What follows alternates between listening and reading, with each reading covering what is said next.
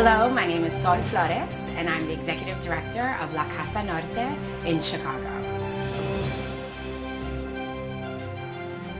Casa Norte's core competency is focused on housing stability, getting people off the streets and into stable homes, and then helping folks deal with their issues, confronting any challenges or barriers they may have so that they can have continued housing stability. We really believe in a world where all people have dignity and communities have the opportunities to thrive. And so our work is in partnership with young people and families. We provide two main services. Number one is housing. So we are taking people off the streets, out of shelters, and putting them into permanent supportive housing.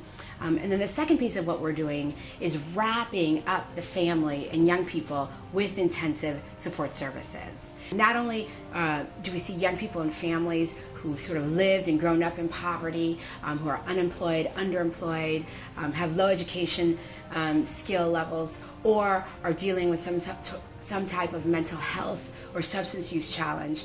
We're also seeing folks who who do have a higher functioning level. So people who've held jobs for a longer amount of time, who perhaps owned a home and that's now gone into foreclosure. La Casa Norte believes strongly that housing is a human right, and that no matter what someone's situation, no matter what the choices that they made in life, right, everyone deserves access to safe, affordable, dignified housing.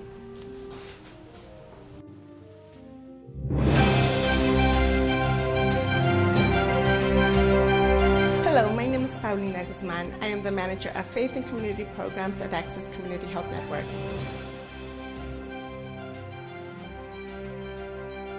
Access is the largest network of community health centers in the nation.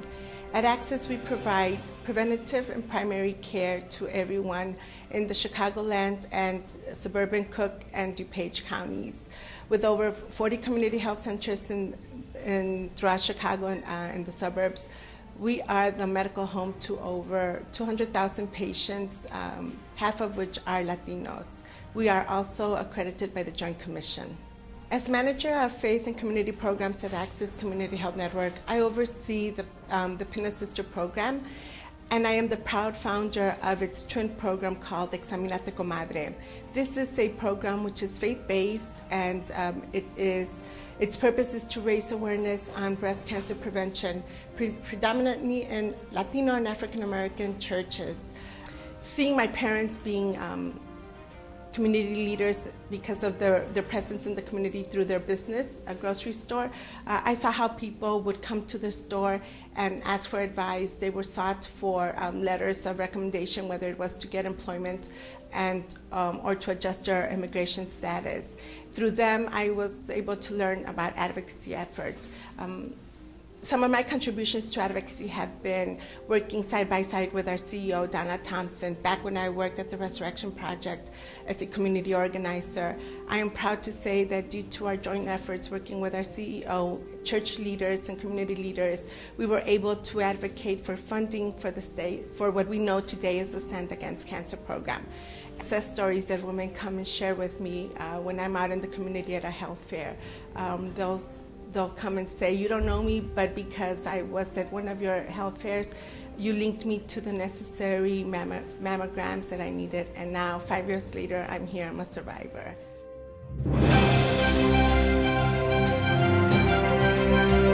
Hello, my name is Raiza Mendoza, and I am the Hispanic Public Relations and Community Outreach Coordinator for Gift of Hope, Organ and Tissue Donor Network.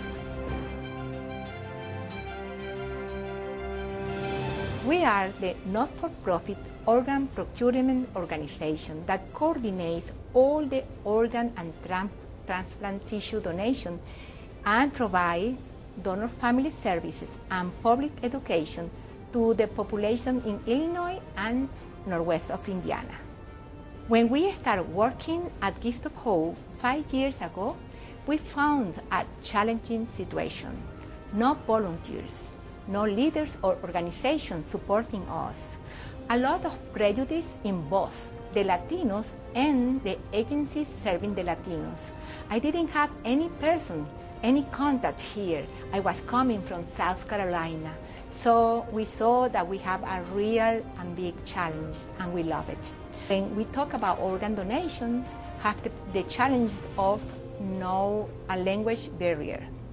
That made them, when they are in an ICU, or in a hospital, sometimes they don't understand some concepts about brain death. And then it's difficult, they can say yes to donation. The myths and the fears and the misperception. You know, people believe if I am an organ donor, maybe they are going to kill me to let my organs be used for other people. That is a big fear that our population, our community has. And that is how, when I learn all those things, I sit myself and think how I am going to do to get close to my community and to make them trust in our system, because I want they to make a free election. It's a free decision to decide to be or not an organ donor and save life.